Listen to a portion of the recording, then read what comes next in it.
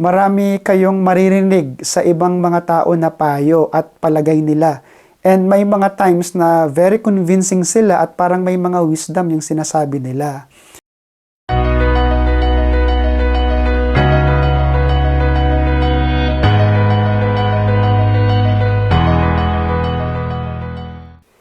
Hello, my name is Berens Chongson.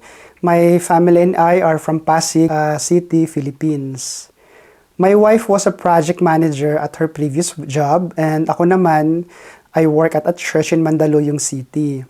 And we've lived here in New Zealand for a year now. We chose New Zealand because my in-laws have lived here for quite some time. Some of them are citizens at yung iba naman sa kanila, permanent resident na. What we love about New Zealand is the nature. Iba yung feeling na you are living in a place that is close to nature.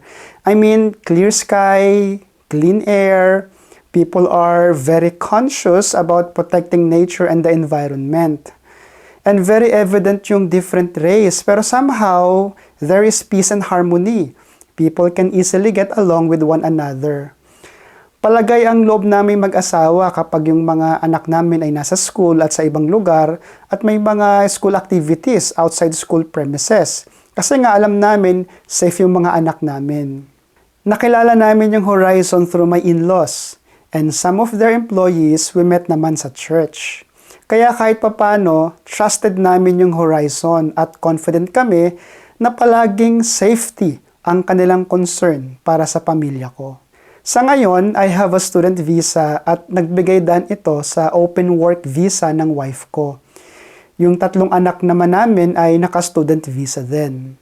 Though nag-adjust yung mga anak namin at first, pero nothing serious naman happened. And ngayon, enjoy na sila dun sa new environment nila at dun sa mga bago nilang set of friends.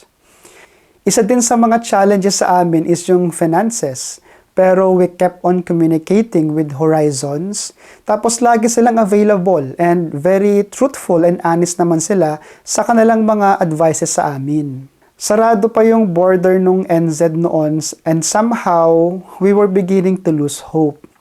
Pero we keep on trusting the Lord and yung Horizons palagi kaming in-encourage. And you know what? True enough, nung nagbukas yung border, in a span of 3 months lang, andito na ako. Then yung family ko, sumunod naman kaagad.